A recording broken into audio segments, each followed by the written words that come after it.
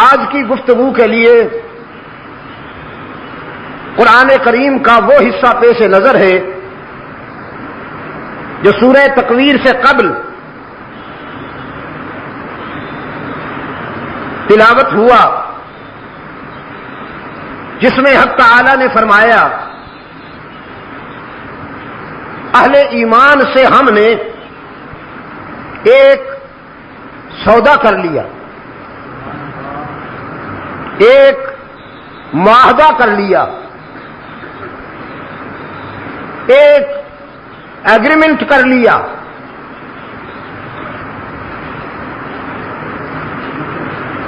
کہ تمہارے مال اور تمہاری جانیں ہمارے سپرد اور ہماری جنت تمہارے قدموں میں۔ جب یہ معاہدہ ہو گیا تو اب وہ اپنی جانیں ہتھیلیوں پر لیے ہوئے، قیمت جو بہت بڑی ملی، کبھی اس تاجر کو دیکھیے جسے معلوم ہو کہ مارکیٹ میں میرے پرافٹ کا مارجن سب سے زیادہ ہوگا، اور پرافٹ تو کیا، میرا مال لینے والا مجھے اتنا عطا کرے گا کہ میرا دامن تنگ ہو جائے گا، میرے پاس اس کے عطا کردہ انعام کو سنبھالنے کے لیے ظرف بھی نہیں، جسے ان لمٹ مارجن کا یقین ہو، غیر محدود منافع کا یقین ہو، وہ تاجر کتنی خوشی میں اپنا مال مارکیٹ میں لاتا ہے۔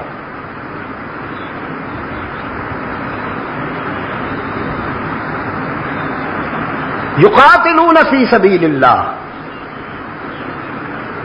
تو اہل ایمان کی جانیں اللہ نے خرید لی، اب وہ اپنی جانیں لیے پھرتے ہیں راہ حق میں لٹانے کے لیے۔ خریدنے والا فیاض بھی ہے، معبود بھی ہے، محبوب بھی، اجنبی نہیں ہے، سیلفش نہیں ہے، وہ کمانا نہیں چاہتا، لٹانا چاہتا ہے، تو لیے پھرتے ہیں اپنی جانیں راہ حق میں لٹانے کے لیے، مرتے ہیں مارتے ہیں، فیقتلون ویقتلون۔ قرآن کہتا ہے اللہ نے ان کے ساتھ جو وعدہ کیا اس وعدے کی چمک تورات میں بھی نظر آتی ہے، انجیل میں بھی نظر آتی ہے، اور قرآن میں بھی نظر آتی ہے۔ محمد انہیں اس کامیاب تجارت پہ خوشخبری دے دیجئے، بشارت دے دیجئے، فاستبشروا ببیعکم الذی بایعتم بہ، انہیں خوشخبری دے دیجئے کامیاب تجارت کی، ذالک ھو الفوز العظیم، یہ بڑی کامیابی ہے۔ ان لوگوں کی پہچان کیا ہے؟ وہ تائبون ہیں، حامدون ہیں، سائحون ہیں، راکعون ہیں، ساجدون ہیں، حافظون ہیں، آمرون بالمعروف والناہون عن المنکر ہیں، اور حدود اللہ کے حافظون ہیں۔ یہ ان کی علامات ہیں، یہ ان کی نشانیاں ہیں۔ عزیز دوستو، یہ وہ طبقہ ہے، بہت غور فرمائیں گے آپ، بہت غور فرمائیں گے آپ، یہ وہ طبقہ ہے جو کائنات انسانی کی روح ہے، انہی کے لیے یہ کائنات سجائی گئی. یہ کانٹوں سے بھرے ہوئے پودے کا پھول ہیں. کبھی گلاب کا پودا دیکھا ہے آپ نے؟ اس کے پتے بھی کانٹوں میں الجھے ہوئے ہوتے ہیں. تو گلاب کا پودا لگانے والا کانٹوں کے لیے نہیں لگاتا، اسے چند پھولوں کی طلب ہوتی ہے. وہ چند پھولوں کے لیے کانٹے بھی برداشت کرتا ہے. یہی ہے وہ فلسفہ. جب اللہ نے انسان کو پیدا کرنا چاہا تو فرشتوں کو جمع کیا، فرمایا انی جاعل فی الارض خلیفہ.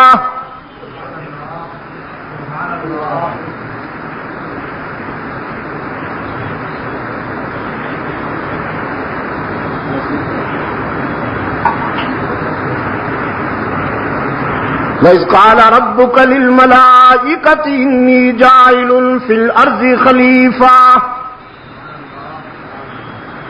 اور جب تیرے رب نے نوریوں سے کہا، کسے؟ یہ خاص طور پر وہ دوست سنیں جو نوریوں سے بڑے متاثر اور مرعوب ہوتے ہیں. اتنے مرعوب ہوتے ہیں کہ نورانی بن جاتے ہیں بیچارے. وہ بہت غور سے سنیں. کمپلیکس فیل کرتے ہیں نا کہ نور بہت بڑی چیز ہوتا ہے، انسان تو کچھ بھی نہیں. اب آئیے قرآن سے پوچھئے، قرآن سے سمجھیے. وَإِذْ قَالَ رَبُّكَ لِلْمَلَائِكَةِ إِنِّي جَاعِلٌ فِي الْأَرْضِ خَلِيفَةً. اور جب تیرے رب نے اعلان کیا نوریوں کے سامنے، فرشتوں کے سامنے، میں زمین میں اپنا نمائندہ بھیجنے والا ہوں. اپنا نمائندہ. خلیفہ کہا نا، لفظ تو خلیفہ ہے، لیکن جو اس کا مفہوم ہے، جو اس کا کانسیپٹ ہے، وہ یہ کہ میں اپنا نمائندہ بھیجنے والا ہوں. بناؤں گا تو اسے کھنکتی ہوئی مٹی سے، من صلصال کالفخار. تخلیق تو اس کی کھنکتی ہوئی مٹی سے ہوگی، لیکن زبان اس کی ہوگی، بیان میرا ہوگا، نگاہیں اس کی ہوں گی، بصیرت میری ہوگی.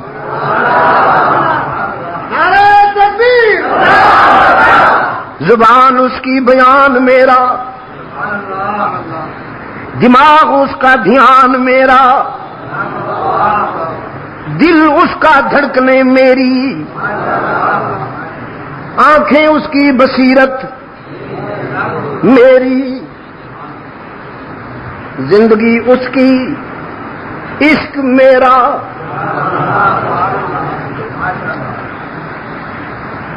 دنیا اس کی منزل میں، پوری کائنات اس کے لیے سجاؤں گا. آسمان اس کی نوکری کرے گا، زمین اسی کی غلامی کرے گی. اور زمین و آسمان کے بیچ جو کچھ ہے وہ سب اسی کے لیے. ہوئی نا بات؟ میں اسے دنیا میں بھیجنے والا ہوں، وہ میرا مہمان بنے گا، میں اس کا میزبان بنوں گا. عجیب عجیب. تو یا اللہ اس کی فطرت کیا ہوگی؟ نوری کمپلیکس فیل کرنے لگے. بتائیے جا کے دسترخوان پہ بیٹھی ہوئی شخصیتوں کو،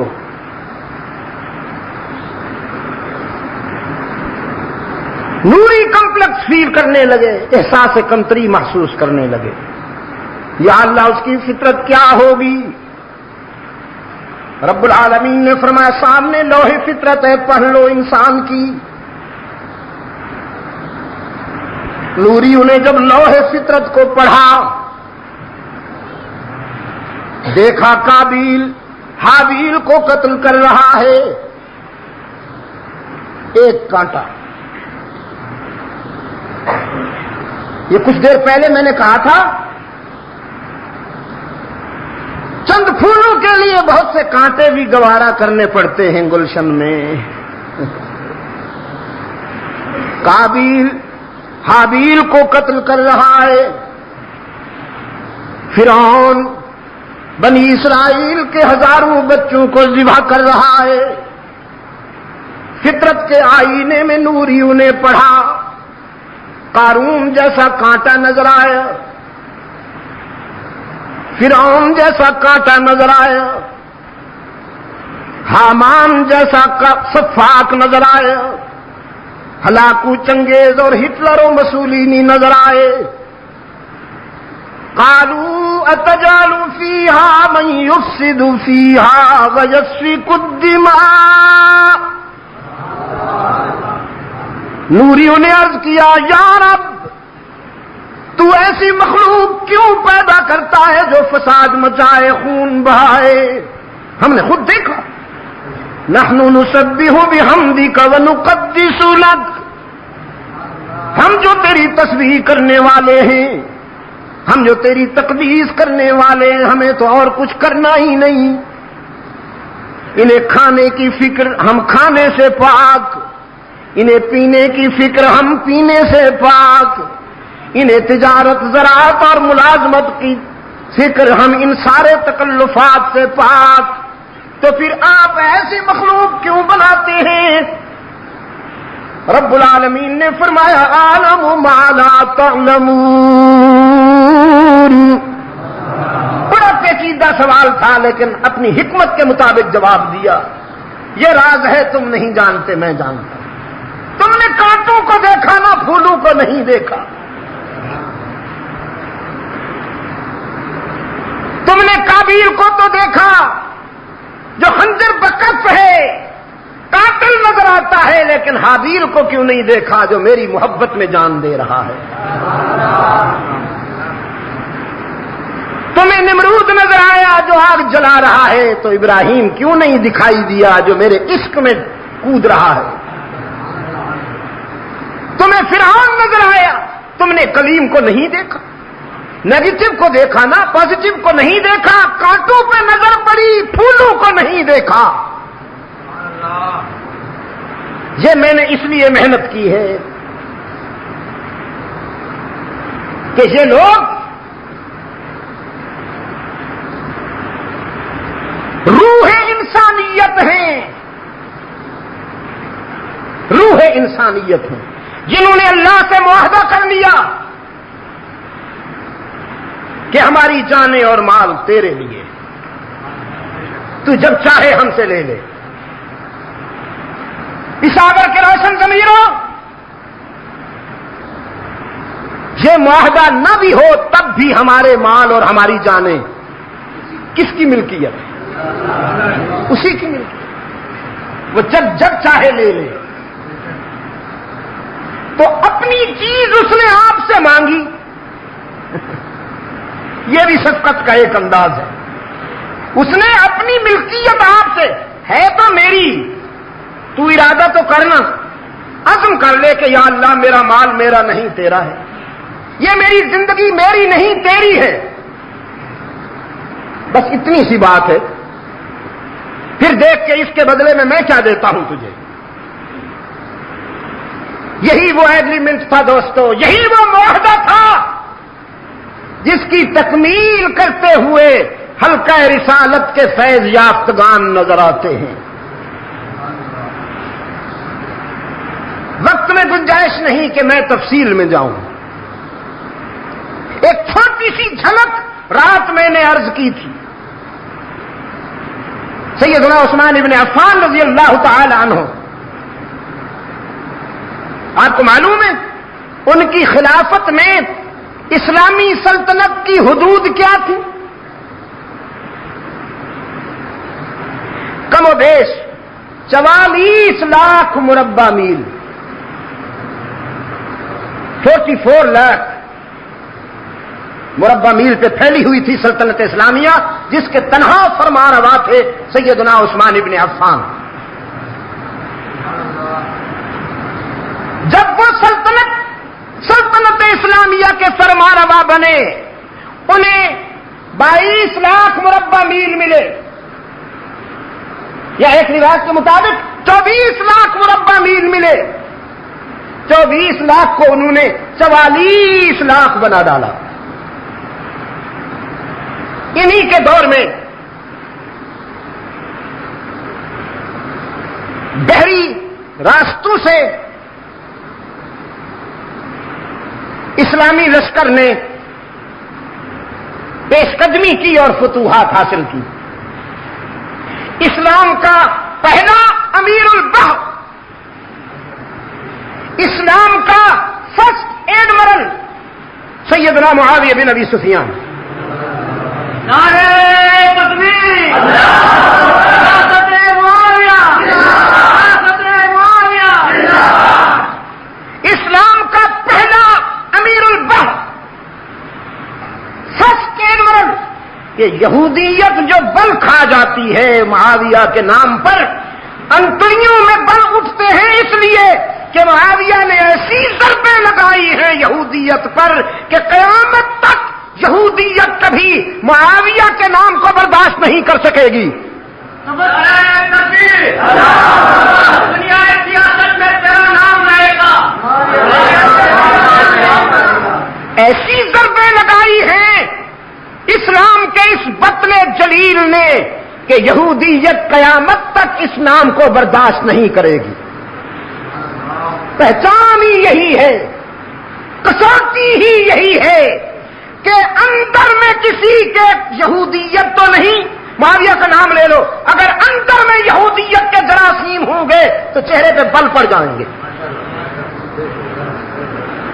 اس لیے کہ بہت بڑی ضربیں لگائی ہے اس بطن جلیل نے۔ 50 محاذوں پر قیادت کی ہے اسلام کے لشکر، 50 محاذوں پر۔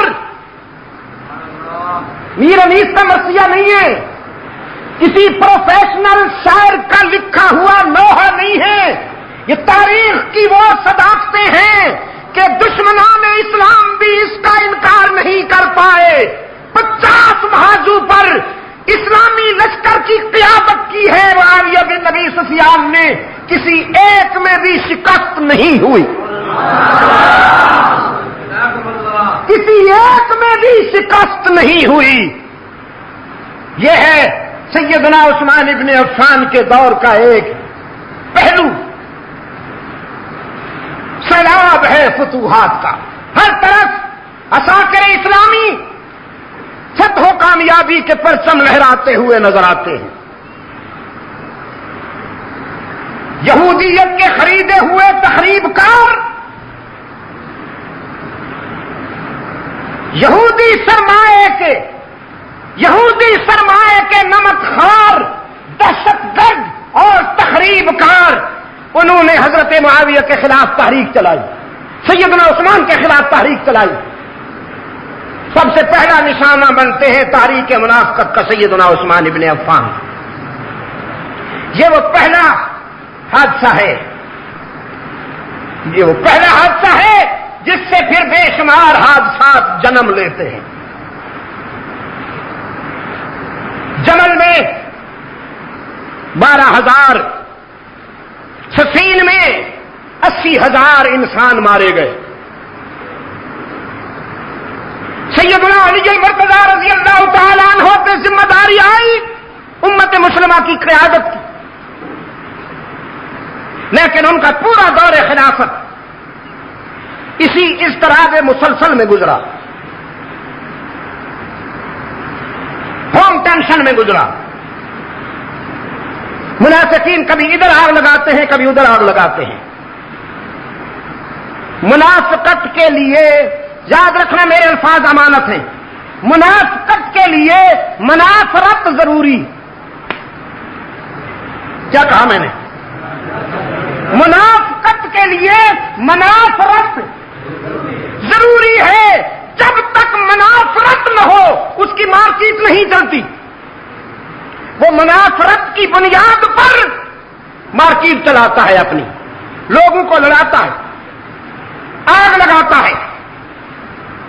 جب اس کی مارکیٹ بنتی ہے، سیدنا علی رضی اللہ تعالی عنہ ادھر بجھاتے ہیں تو ادھر آگ لگ جاتی ہے، ادھر بجھاتے ہیں تو ادھر آگ لگ جاتی ہے۔ کم و بیش 4.5 سال اسی اضطراب میں گزرتے ہیں۔ بالآخر وہ خود بھی انہی منافقین کا نشانہ بن جاتے ہیں۔ ام المومنین عفیفہ کائنات سیدہ عائشہ صدیقہ رضی اللہ تعالی عنہا نے اپنے روحانی بیٹے حضرت علی رضی اللہ تعالی عنہ سے کہا تھا، بیٹا میں تجھے منافقین کی جلغار سے نکالنے آئی ہوں، میں تجھے منافقین کی جلغار سے نکالنے آئی ہوں۔ یہ وہ درندہ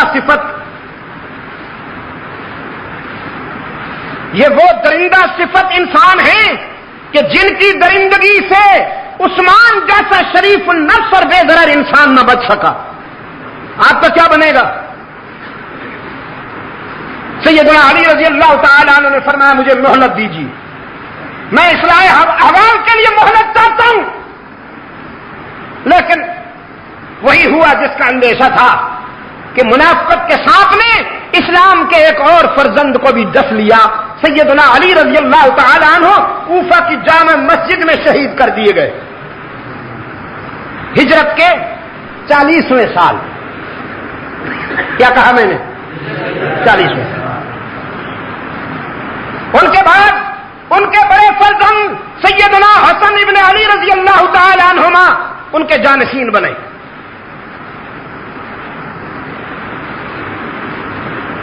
سیدنا حسن ابن علی رضی اللہ تعالی عنہما اسلام کے چہرے کی وہ روشن آنکھ ہے،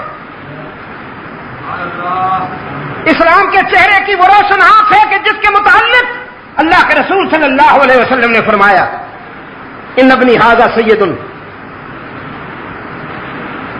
مسجد نبوی میں آپ صلی اللہ علیہ وسلم خطبہ ارشاد فرما رہے ہیں،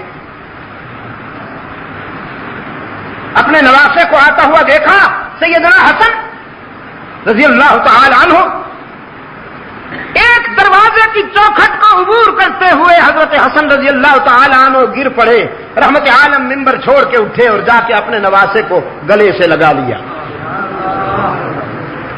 گلے سے لگا کے منبر پہ تشریف لائے، گلے سے لگائے رکھا اور خطبہ ارشاد فرمایا۔ صحابہ کے لیے یہ منظر انوکھا تھا، نگاہوں میں سوال جھلک رہا تھا۔ اللہ کے رسول صلی اللہ علیہ وسلم نے محسوس فرمایا کہ نگاہیں پوچھتی ہیں، آج سے پہلے تو کبھی ایسا نہیں ہوا، یا آج ہم کیا دیکھ رہے ہیں؟ آپ صلی اللہ علیہ وسلم نے فرمایا ان ابنی ھذا سید، میرا یہ بیٹا سیادت کا تاجدار ہے، اللہ اس کے سر پہ سیادت کا تاج رکھے گا۔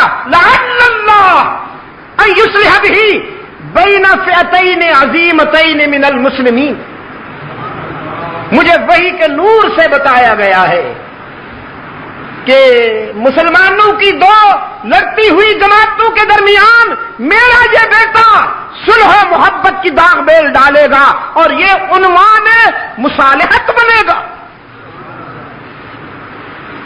اللہ کے رسول صلی اللہ علیہ وسلم کی اس بشارت کی تکمیل کا وقت آ گیا جب سیدنا حسن نے رضی اللہ تعالی عنہ اپنے چچا سیدنا معاویہ سے مصالحت کر لی۔ جی مصالحت کر لی، اور اب دیکھیے اس مصالحت کے بعد سیدنا معاویہ رضی اللہ تعالی عنہ نے حضرت حسن رضی اللہ تعالی عنہ سے فرمایا بھتیجے کیا چاہتے ہو؟ انہوں نے جو شرائط لکھی ظاہر ہے کہ وہ شرائط اللہ کے دین کے لیے تھی، امت مسلمہ کی خیر کے لیے تھی۔ معاویہ رضی اللہ تعالی عنہ نے سفید کاغذ بھیجا حضرت حسن کے پاس اپنے دستخط کے ساتھ. فرمایا میں دستخط کر کے بھیج رہا ہوں، جو آپ کی مرضی آئے وہی شرائط لکھ دیں، مجھے پیشگی منظور ہے.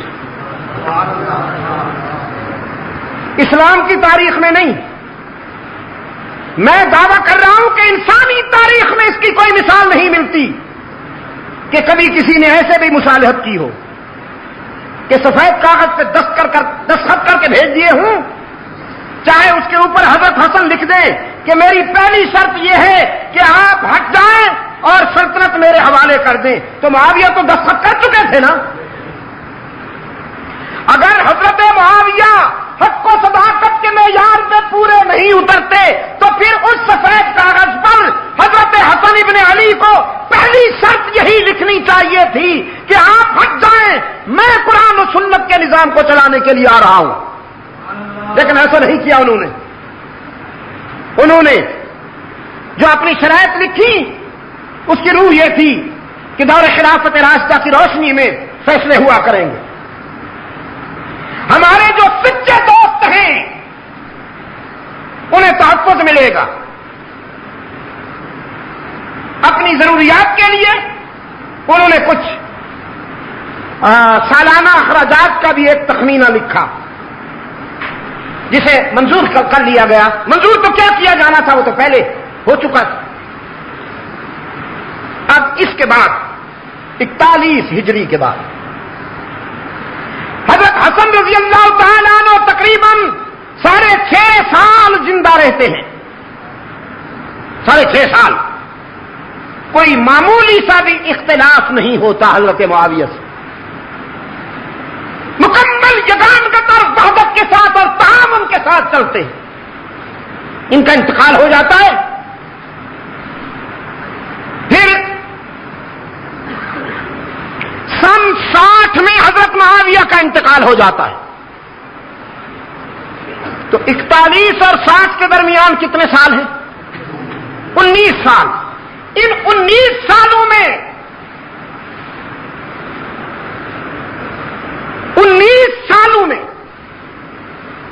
19 واقعات تو کیا، ایک بھی واقعہ ایسا نہیں کہ کبھی سیدنا حسین رضی اللہ تعالیٰ عنہ اور حضرت معاویہ کے درمیان کوئی اختلاف ہوا ہو یا ٹینشن ہوئی ہو. اگر ہوئی ہو تو دکھائیے، کسی بھی کتاب میں دکھائیے کہ حضرت حسین رضی اللہ تعالیٰ عنہ اور سیدنا معاویہ کے درمیان کوئی ٹینشن ہوئی ہو. نہیں. سیدنا معاویہ رضی اللہ تعالیٰ عنہ کے انتقال سے پہلے امت مسلمہ کے جو صاحب الرائے روشن ضمیر بزرگ تھے ان کی مشاورت ہوئی، اور اس مشاورت کی روشنی میں یہ طے ہوا کہ آئندہ قیادت کا بوجھ اور ذمہ داری ابن معاویہ پہ ڈالی جائے. یہ 58 کی بات ہے. مجھے افسوس ہے، میں بڑے دکھ کے ساتھ یہ بات کہہ رہا ہوں کہ دینیات کا جو چیپٹر اس وقت پڑھایا جا رہا ہے اسکولوں میں، اس میں یہ جھوٹ لکھا ہوا ہے، یہ افترا کیا گیا ہے، یہ بہتان لکھا ہوا ہے کہ معاویہ نے اپنے بیٹے کو بادشاہ بنانے کے لیے امت کو دھوکہ دیا.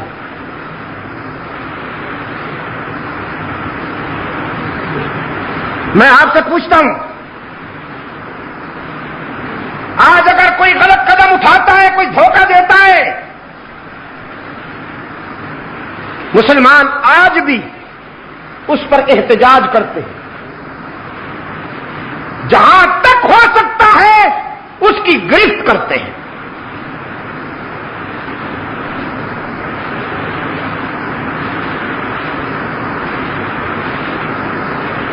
آج ہمارے دوست جن کے پاس اقتدار ہے وہ محاسبے کا عمل جاری کر رہے ہیں کہ پچھلے دور میں حکمرانوں نے جو کچھ کیا ان کا حساب لیا جائے گا.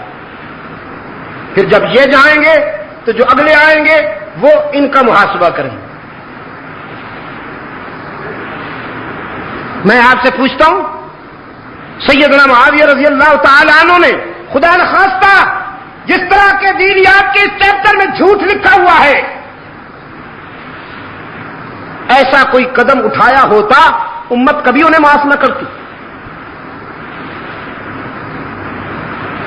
یہ اس دور کے راوی کو تو دکھائی دیا، اس دور کے گروہی عصبیت کے بیمار مورخ کو تو دکھائی دیا، لیکن اس وقت جو کروڑوں کی تعداد میں مسلمان تھے انہیں کیوں نہیں دکھائی دیا؟ مکمل اتحاد کے ساتھ فیصلہ ہوا، مکمل اتحاد کے ساتھ فیصلہ ہوا. اور بیٹے کو نامزد کرنا میں تسلیم کرتا ہوں کہ سنت شیخین تو نہیں لیکن حرام بھی نہیں. اگر باپ کے بعد بیٹے کا برسر اقتدار ہونا حرام ہوتا تو پھر سیدنا علی رضی اللہ تعالی عنہ کے بعد سیدنا حسن کبھی یہ ذمہ داری قبول نہ کرتے. انہوں نے یہ ذمہ داری قبول کر کے عملاً ثابت کر دیا کہ باپ کے بعد اگر بیٹے میں صلاحیت ہے تو اقتدار کی ذمہ داری سنبھالنا حرام نہیں ہے. قابل ذکر 5 حضرات نے اختلاف کیا تھا. سیدنا ابو بکر صدیق رضی اللہ تعالیٰ عنہ کے بڑے بیٹے حضرت عبد الرحمن نے، سیدنا عمر رضی اللہ تعالیٰ عنہ کے بیٹے حضرت عبداللہ نے، حضرت زبیر کے بیٹے حضرت عبداللہ نے، حضرت عباس کے بیٹے حضرت عبداللہ نے، اور حضرت علی رضی اللہ تعالیٰ عنہ کے فرزند سیدنا حسین ابن علی رضی اللہ تعالیٰ عنہم. حضرت عبد الرحمن ابن ابو بکر رضی اللہ تعالیٰ عنہ کا سن 60 سے پہلے انتقال ہو گیا. عبداللہ ابن عمر رضی اللہ تعالیٰ عنہ اور عبداللہ ابن عباس رضی اللہ تعالیٰ عنہ نے بعد میں بیعت کر لی. بچ گئے 2 حضرات، عبداللہ ابن زبیر اور سیدنا حسین ابن علی رضی اللہ تعالی عنہ. حضرت معاویہ کے انتقال کے بعد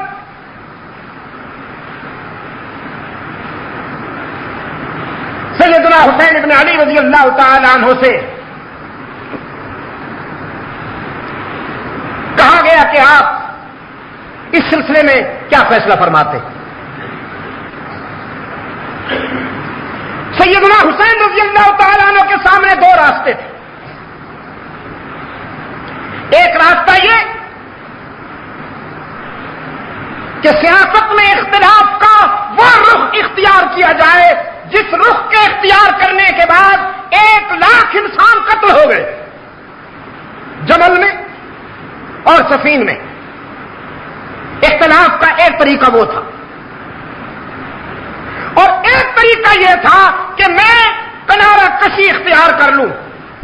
جو نقصان ہو چکا وہ تو میرے بس میں نہیں تھا، لیکن اب یہ تو میرے بس میں ہے کہ میں ایک طرف ہو جاتا ہوں تاکہ محمد عربی کی امت میری وجہ سے خون ریزی میں مبتلا نہ ہو. یہ وہی سوچ ہے جو سیدنا عثمان ابن عفان رضی اللہ تعالیٰ عنہ کی سوچ تھی کہ ان کے پاس اختیار بھی ہے، ان کے پاس اقتدار بھی ہے، ان کے پاس فوج بھی ہے، ان کے پاس قوت بھی ہے، لیکن ان سب کچھ کے ہوتے ہوئے بھی مدینہ کو خون ریزی سے بچانے کے لیے جان دے دی، لیکن امت مسلمہ کو فتنہ و فساد سے بچانے کی کوشش کی. یہ وہی طریقہ تھا جسے سیدنا حسین ابن علی رضی اللہ تعالی عنہ نے اپنانا پسند کیا، اور میں سمجھتا ہوں کہ یہ حسین کا امت پر عظیم احسان ہے. میں آج پورے وثوق سے کہتا ہوں کہ اگر حضرت حسین رضی اللہ تعالی عنہ مقابلے میں آ کر، جس طرح آج کل مقابلہ ہوتا ہے لیڈروں کا، اگر سیدنا حسین مقابلے میں آ کر امت مسلمہ کو دعوت دیتے کہ تم میرا ساتھ دو، تو خدا کی قسم امت کا 90% حضرت حسین کے ساتھ ہوتا.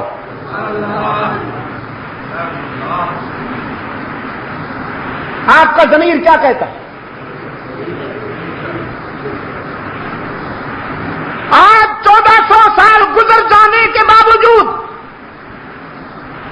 ہمارے دلوں میں جتنی محبت، جتنا پیار سیدنا حسین کے لیے ہے، خلفائے راشدین کے بعد وہ پیار کسی اور کے لیے نہیں۔ یہ صرف میری بات نہیں ہے، میرا خیال یہ ہے کہ ہر مسلمان کے احساسات یہی ہیں۔ اگر اس وقت حضرت حسین رضی اللہ تعالیٰ عنہ تقابل کا راستہ اختیار کرتے تو میرا ضمیر کہتا ہے کہ امت کا 90% ان کا ساتھ دیتا، کہ وہ زخمی سانپ جسے حضرت علی رضی اللہ تعالیٰ عنہ نے پاؤں رکھ کے کچلا تھا، وہ خارجی بے ایمان، وہ منافقین جن کے ہزاروں دہشت گردوں اور تخریب کاروں کو سیدنا علی رضی اللہ تعالیٰ عنہ نے اپنے دور خلافت میں ٹھکانے لگا دیا تھا، انہوں نے دیکھا کہ موقع بڑا مناسب ہے، خطوط لکھے، سیدنا حسین کو دعوت دی۔ اگر وہ خطوط آپ پڑھیں تو حیران رہ جائیں گے۔ میں کہا کرتا ہوں یوسف کنعان میں اور حسین کوفہ میں، یوسف کنعان میں اور حسین کوفہ میں دونوں مہربانوں کے ڈسے ہوئے ہیں، دونوں کو دوستی کے عنوان سے دشمنی کا سامنا کرنا پڑا۔ باقر مجلسی کی تحقیق کے مطابق، شیخ مفید کی تحقیق کے مطابق روزانہ ہزاروں خطوط کی بوریاں آتی تھیں حضرت حسین کے پاس کہ مولا ہم تیرے والد گرامی کے مرید ہیں، ہم تیرے غلام ہیں، تشریف لائیے، ہم آنکھیں فرش راہ کریں گے۔ سیدنا حسین ابن علی رضی اللہ تعالیٰ عنہ نے سب سے پہلے اپنے چچا داد بھائی حضرت مسلم بن عقیل کو اپنا سفیر بنا کے بھیجا کہ تم جاؤ اور کوفہ کے حالات کا جائزہ لے کر مجھے رپورٹ دو۔ وہ تشریف لے جاتے، کوفہ میں پہنچتے ہی ہر طرف سے آوازیں بلند ہوئی، امام آ گیا۔ پورا کوفہ عقیدت و احترام سے باہر نکل آیا اور حضرت مسلم رضی اللہ تعالیٰ عنہ کے ہاتھ پہ بیعت کی۔ مولا قربان جاؤں۔ شیخ مفید کہتا ہے تقریباً 32,000 لوگوں نے حضرت مسلم کے ہاتھ پہ بیعت کی۔ کوفے کی آبادی تھی ہی اتنی، 32,000 انسانوں نے بیعت کی۔ حضرت مسلم رضی اللہ تعالیٰ عنہ نے خط لکھا سیدنا حسین ابن علی رضی اللہ تعالیٰ عنہ کو، گویا پازیٹو رپورٹ دی، گرین سگنل دیا کہ حالات صحیح ہیں، سب لوگ آپ کے عقیدت مند ہیں، انہوں نے آپ کی نسبت سے میرے ہاتھ پہ بیعت کی، گویا آپ کی بیعت کی، آپ تشریف لے آئیے، نو پرابلم۔ ادھر یہ خط روانہ ہوا، ادھر گورنر صاحب تبدیل ہو کر آ گئے اور گورنر کو راستے میں اطلاع ہو گئی کہ کوفے والوں نے حضرت مسلم کے ہاتھ پہ بیعت کر دی ہے۔ کل 18 لوگ اس کے ساتھ تھے، کتنے؟ اونلی 18 پیپلز، 18 لوگ۔ امامے سے چہرہ ڈھانکا ہوا، پگڑیاں اس انداز میں باندھی ہوئی کہ چہرہ نظر نہیں آتا۔ یہ بلوچستان میں اب بھی ہے، گرم علاقہ جہاں ریت اڑتی ہے اور ہوائیں گرم ہوتی ہیں، وہ چہرہ چھپا لیتے ہیں، دھوپ سے گرمی سے بچنے کے لیے بھی اور مٹی گند سے بچنے کے لیے بھی۔ تو چہرے پہ امامے کا ایک پلو یوں ڈال رکھا ہے، یوں۔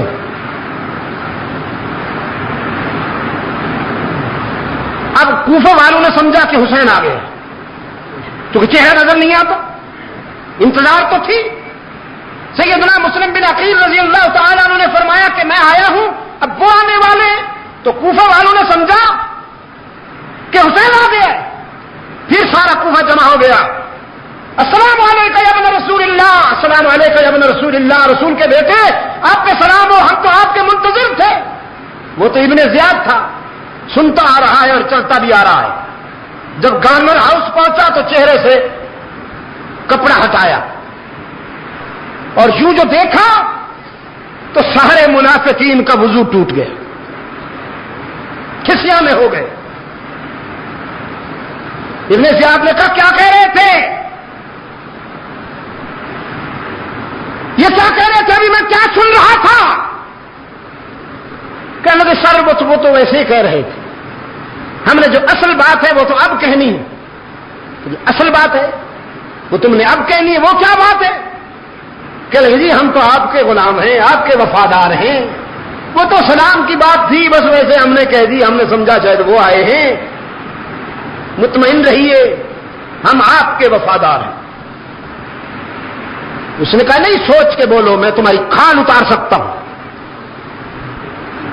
میں تمہاری بیویوں کو بیوہ اور تمہارے بچوں کو یتیم بنا سکتا ہوں. آپ فیصلہ کرو کہ تم کس کے ساتھ ہو. سارے کم بختوں نے فیصلہ کیا کہ ہم آپ کے ساتھ ہیں. تب وہ مسلم بن عقیل کہاں ہے؟ حضرت مسلم بھی اس اجتماع میں موجود تھے, لیکن صورتحال کو دیکھ کر انہوں نے حکمتاً کنارہ کر لیا. انہوں نے کہا ہم ابھی پیش کرتے ہیں آپ کی خدمت. اب حضرت مسلم رضی اللہ تعالی عنہ پورے کوفہ میں گھوم رہے ہیں, کوئی شخص انہیں پناہ دینے کے لیے تیار نہیں. یہی جو پہلے مولا قربانت سوم کہتے تھے, اب وہ پناہ دینے کے لیے گھر میں گھسنے کے لیے بھی آپ اجازت نہیں دیتے. دن گزر گیا, رات آ گئی. بولے کتوں کی طرح ابن زیاد کے فوجی اس کے پیچھے پڑے ہوئے ہیں, اور حضرت مسلم پتھریلی زمین پر, نوکیلے پتھروں والی زمین پر ان سے بچنے کے لیے کوفہ کے گلی کوچوں میں چلتے ہیں. ایک جگہ پر ٹھوکر لگی, گرے, منہ ایک پتھر پہ جا لگا, سامنے کے کچھ دانت ٹوٹ گئے, خون کا فوارہ نکلا, اور آسمان کی طرف دیکھ کر فرمانے لگے محمد کے معبود, محمد نے بھی تجھ سے وفا کی ہے, اس کی اولاد بھی تجھ سے وفا کرنے کا عزم کر چکی ہے. آزما لے جتنا آزمانا ہے. قریب کے گھر سے ایک بوڑھی باہر نکلی, پہچان گئی, کہنے لگی امام آپ ہیں. گھر کا دروازہ کھولا, اندر لے گئی, زخم دھوئے.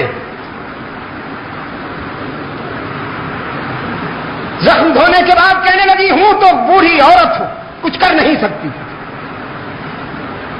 لیکن محمد کے گلشن کے پھول اتنا تو کر سکتی ہوں کہ اگر کوئی تیر آپ پہ چلے گا تو انشاءاللہ جب تک میں زندہ ہوں وہ میں اپنے وجود پہ لوں گی, کوئی تیر تجھ تک نہیں پہنچنے دوں.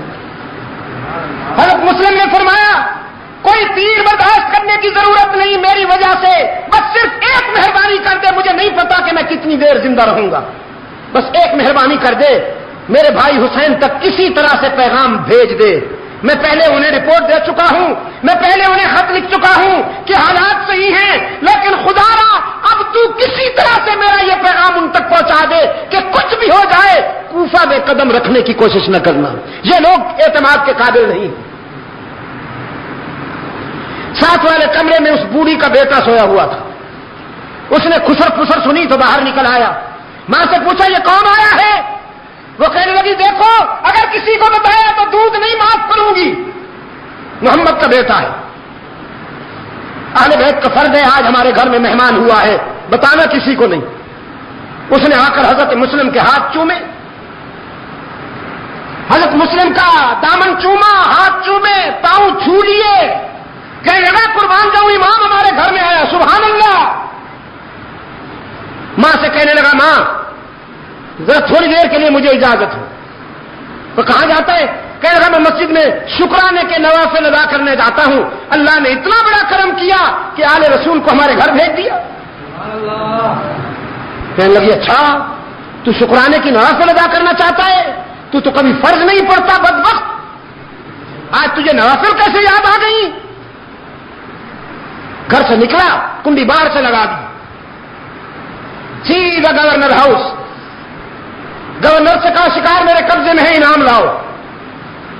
انعام لیا اور حضرت مسلم کو ان کے حوالے کر دیا، مسلم شہید کر دیے گئے۔ سیدنا حسین رضی اللہ تعالیٰ عنہ کو راستے میں اطلاع ملی، وقت اجازت نہیں دے رہا، اگرچہ یہ باتیں پہلے بھی کسی ملاقات میں ہو چکی ہے، لیکن میں اپنے عزیز نوجوانوں کے ذہن میں یہ بات بٹھانا چاہتا ہوں کہ کربلا میں حسین رضی اللہ تعالی عنہ سیاست کرنے نہیں آئے تھے، خدا کی قسم اپنے نانا سے سیکھی ہوئی شرافت اور اپنے ابا سے سیکھی ہوئی شجاعت کا مظاہرہ کرنے آئے۔ بس اگر سیاست کرنے ہوتی تو پھر انداز اور ہوتے، اور وہ میں کہہ بیٹھا ہوں کہ اگر وہ سیاست کرنا چاہتے تو امت کا 90% ان کا ساتھ دیتے۔ تشریف لائے اور بڑی شجاعت اور بہادری کے ساتھ اپنی جان کا نذرانہ پیش کیا۔ آج ہم حسین کو دیکھتے رضی اللہ تعالی عنہ، آج ہم عثمان کو دیکھتے رضی اللہ تعالی عنہ، آج ہم سیدنا علی کو دیکھتے ہیں رضی اللہ تعالی عنہ، آج ہم سیدنا فاروق اعظم کو دیکھتے ہیں رضی اللہ تعالی عنہ، آج ہم سیدنا طلحہ اور زبیر کو دیکھتے ہیں۔ یہ گلشن اسلام کے وہ رنگین پھول ہیں کہ جن کا سراپا خون شہادت سے رنگا ہوا ہے، ہم ان میں سے کسی کو بھی افسردہ نہیں پاتے۔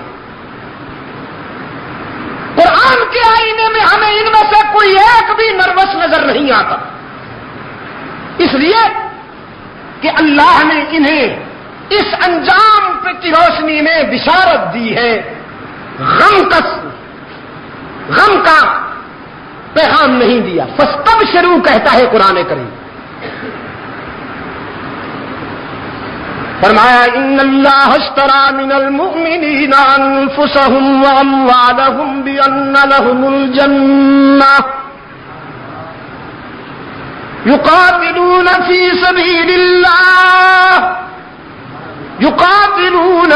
سبیل اللہ فیقتلون ویقتلون وعدا علیہ حقا فی التوراۃ والانجیل والقرآن فمن اوفی بعہدہ من اللہ فاستبشروا، کیا کہا؟ فاستبشروا، جس نے اللہ سے کیا ہوا وعدہ پورا کر دیا، پیغمبر اسے بشارت دے دیجئے، اسے خوشخبری دے دیجئے، بِبَيْعِكُمُ الَّذِي بَايَعْتُمْ بِهِ، یہ وہ تجارت ہے کہ اس میں منافع ہی منافع ہے۔ تو پھر جن کرداروں کو اللہ کی طرف سے بشارت ملے، پشاور کے روشن ضمیروں، جن کرداروں کو اللہ کی طرف سے خوشخبری ملے، وہ کردار قابل ماتم ہے یا قابل فخر؟ فاروق اعظم قابل ماتم ہے یا قابل فخر؟ عثمان قابل ماتم ہے یا قابل فخر؟ حالانکہ مظلومیت کا یہ عالم ہے کہ کربلا میں 3 دن پانی بند اور مدینہ کے شہید کے لیے 40 دن پانی بند۔ مظلومیت کا یہ عالم ہے کہ 3 دن حضرت عثمان کی میت پڑی رہی بے گور و کفن۔ تاریخ منافقت کے درندے کسی کو قریب نہیں آنے دیتے۔ میں نے رات بھی کہا، جو کنواں خرید کر کے امت کے لیے وقف کیا اسی کنویں کا پانی بند، جو مسجد خرید کر کے توسیع کی اور عمارت اس کی بنائی اسی مسجد میں نمازوں پر پابندی لگائی گئی، اور شہادت کے تیسرے روز رات کی تنہائی میں عثمان ابن عفان کو جنت البقیع کے ایک کونے میں دفن کر دیا گیا۔ لیکن اس قدر مظلومیت کے باوجود، کے باوجود ہمارا عثمان قابل ماتم نہیں، سیدنا علی بھی قابل ماتم نہیں، میں سچ کہتا ہوں میرا پیارا حسین بھی قابل ماتم نہیں، فخر ہے ماتم منافقین کے لیے، ماتم ظالموں کے لیے، ماتم ہارنے والوں کے لیے حسین نے جان دے کر جیت لیا، حسین نے دنیا کی فانی زندگی دے کر ابدی زندگی حاصل کر لی۔ وہ گلشن ارم کا مہکتا پھول ہے، جنت میں مسکراتے ہوئے نظر آتے ہیں، رحمت عالم کے دامن رحمت میں بیٹھا ہوا حسین فتح و کامرانی کی بشارتوں میں نظر آتا ہے۔ میں اس پہ کیوں ماتم کروں، مجھے اس پہ فخر تھا، فخر ہے اور فخر رہے گا۔ اشاور کے روشن ضمیر ہو، اشاور کے روشن ضمیر ہو۔ میری گفتگو اور میری گزارشات کا خلاصہ یہ ہے، میں نے رات بھی کہا تھا، آج بھی کہتا ہوں، کامیابی چاہتے ہو تو اپنی صفوں میں منافقین کو پہچانو، کامیابی چاہتے ہو تو اپنی صفوں میں ان منافقین کو پہچانو جو دوستی کے لبادے میں دشمنی کرتے ہیں۔ جب تک ان کو نہیں پہچانو گے وقت کا عثمان بھی شہید ہوتا رہے گا، وقت کا حسین بھی ذبح ہوتا رہے گا، اور وقت کا اسماعیل شہید بھی ذبح ہوتا رہے گا۔ منافقین کو پہچانو۔ میں نے رات گفتگو کی، ہم نے جامع مسجد سبز پیر میں دن کو گفتگو کی، اب بھی میں نے اپنی گفتگو کی۔ اس میں آپ نے محسوس کیا کہ کوئی امن و امان کے خلاف بات ہوئی ہے؟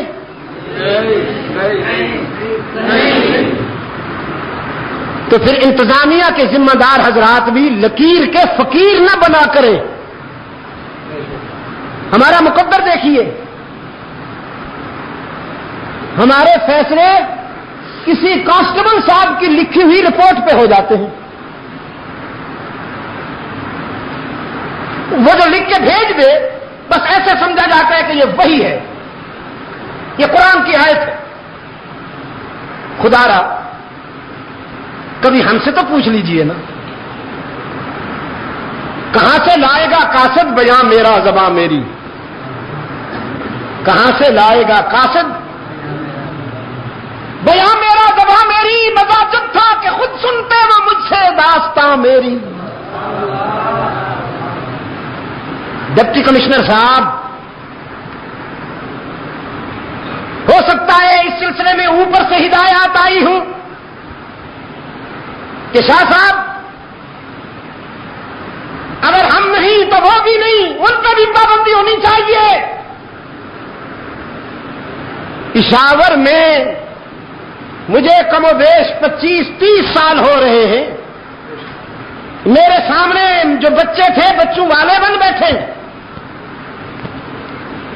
گزشتہ 30 سالہ تاریخ ریکارڈ ہے، آپ ثابت کیجئے کہ کبھی میرے جلسے میں بدامنی ہوئی ہو۔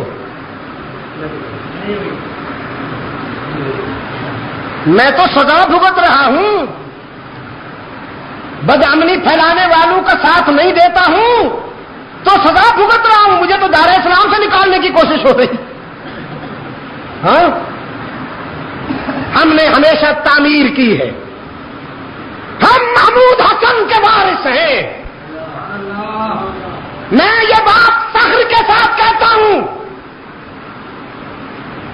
ہم شبیر احمد عثمانی اور سید مدنی کے وارث ہیں، ہم مجدد الفسانی رحمت اللہ علیہ کے وارث ہیں، شاہ عبد العزیز شاہ ولی اللہ کے وارث ہیں۔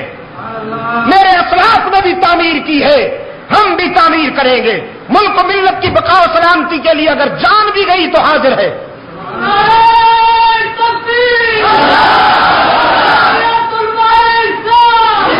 ہمارا ایک دشمن تھا اور ہمارا وہ دشمن ہے، وہ ہے تن کا گورا من کا کالا انگریز۔ انگریز، ہم نے انگریز کی بات نہیں مانی تو آپ بھی ہمیں سزا دینا چاہتے ہیں؟ میری یہ کیسٹ آپ سنیں گے، مجھے پتا ہے، سنیے، میری دوسری کیسٹ بھی منگوا کے سنیے، پھر فیصلہ کیجئے اپنے ضمیر سے پوچھ کر کہ ہم تخریب کرتے ہیں یا تعمیر کرتے ہیں۔ اس لیے آئندہ ہمارے بارے میں آپ جب کوئی فیصلہ کیا کریں تو ایک مسلمان بھائی کی حیثیت سے ہم سے بھی مشورہ کر لیا کریں، انشاءاللہ ہم مل کر اس ملک کی خدمت کریں گے۔ میں بھی اس ملک کا خادم ہوں، آپ بھی اس ملک کے خادم ہیں۔ آپ میں اور مجھ میں فرق یہ ہے کہ میں بغیر کسی تنخواہ کی خدمت کر رہا ہوں اور آپ کو قوم تنخواہ دے رہی ہے۔ ہمیں پہچانیے، ہم آپ کے خیال میں، آپ کے فکر میں معلوم نہیں کیا ہے، لیکن ہمارا ریکارڈ پڑھیے۔ البتہ میں یہ ضرور کہتا ہوں کہ اگر آپ کسی تخریب کار سے پوچھیں گے تو اس کی رائے ہمارے بارے میں صحیح نہیں ہوگی۔ کوئی تخریب کار ہمیں اچھا نہیں کہہ سکتا، اس لیے کہ ہم اس کے اعلی کار نہیں بنتے۔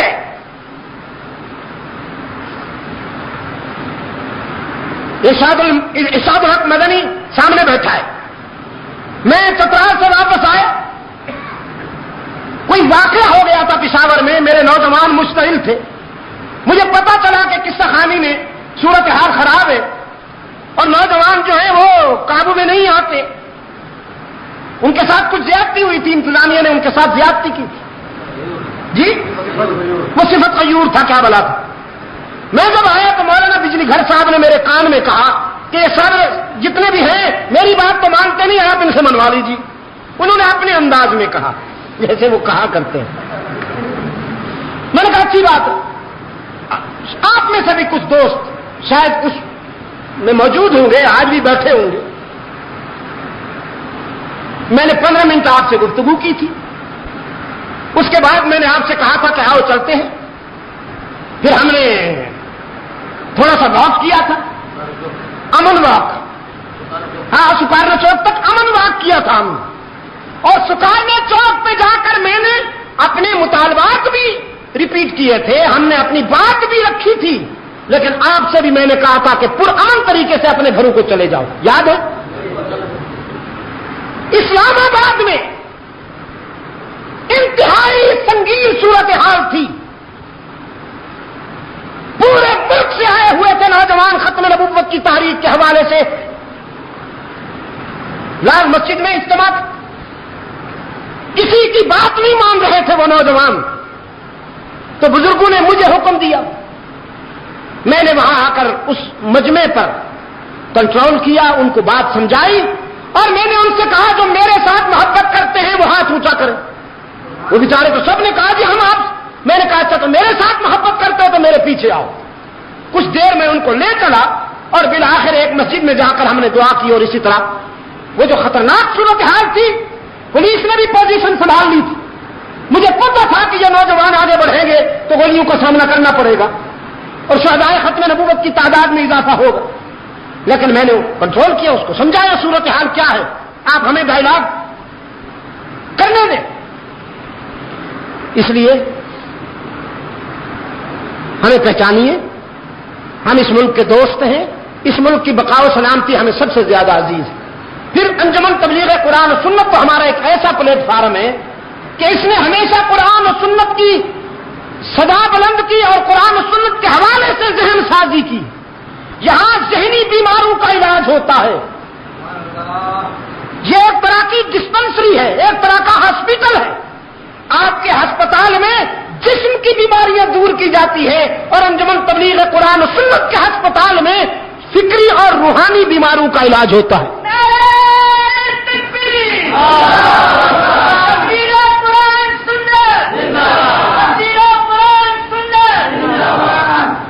اللهم صل على سيدنا محمد النبي الأمي وعلى آله وأصحابه وبارك وسلم. ربنا آتنا في الدنيا حسنة وفي الآخرة حسنة وقنا عذاب النار. اے اللہ عالم اسلام کی مدد فرما، مسلمان جہاں کہیں مظلوم و مجبور ہیں ان کی دستگیری فرما، فلسطین، Afghanistan, Kashmir, Bosnia, Somalia, Burma اور انڈیا کے تمام مسلمانوں کی اے اللہ مدد فرما. پاکستان کو قرآن و سنت پر مبنی آئین عطا فرما. اے اللہ اس سرزمین کو امن و سلامتی کا گہوارہ بنا. تمام بیماروں کو، روحانی جسمانی بیماروں کو اپنے فضل و کرم سے شفائے کاملہ عطا فرما. میں یہاں سے انشاءاللہ کراچی کے لیے روانہ ہو رہا ہوں. وہاں بھی صوبہ سندھ میں ہمارے بھی ہیں مہربان، کیسے کیسے پورے صوبہ میں پابندی لگا رکھی اور میں جا رہا ہوں انشاءاللہ. میں نے انہیں بھی فون پر بھی بات کی ہے، ٹیلی گرام بھی کر چکا ہوں کہ میں حاضر ہو رہا ہوں، آپ کا جو جی چاہے کیجیے. اب دیکھیے نا جی، اگر کوئی ہمیں تعمیر سے روکے گا تو ہم رک تو نہیں جائیں گے نا. ہم انشاءاللہ انہیں بتائیں گے اور یہ ثابت کریں گے کہ ہم سے بڑھ کر تعمیر کرنے والا کوئی نہیں. تو آپ دعا فرمائیں کہ اللہ میری مدد فرمائے. انجمن تبلیغ قرآن و سنت کو اللہ مزید توفیق عطا فرمائے کہ یہ قرآن و سنت کی صدائیں بلند کرتے رہیں، اور پشاور والوں کو اللہ توفیق دے کہ وہ اس سلسلے میں اپنا کردار ادا کرتے رہیں. نوجوان، میرے عزیز نوجوان، اس تعمیری لشکر میں اپنے آپ کو شامل کریں. ہمارے عزیز اسماعیل کے میں نے ذمہ داری ان کو سپرد کی ہے، وہ آپ کو اس سلسلے میں گائیڈ کریں گے. نوجوان ادھر ہو جائیں اور ہمارے جو بزرگ ہیں وہ مدنی صاحب کے قریب آ جائیں. اللہ تعالیٰ آپ کا حامی و ناصر ہو. وصلی اللہ تعالی علی خیر خلقہ محمد وبارک وسلم.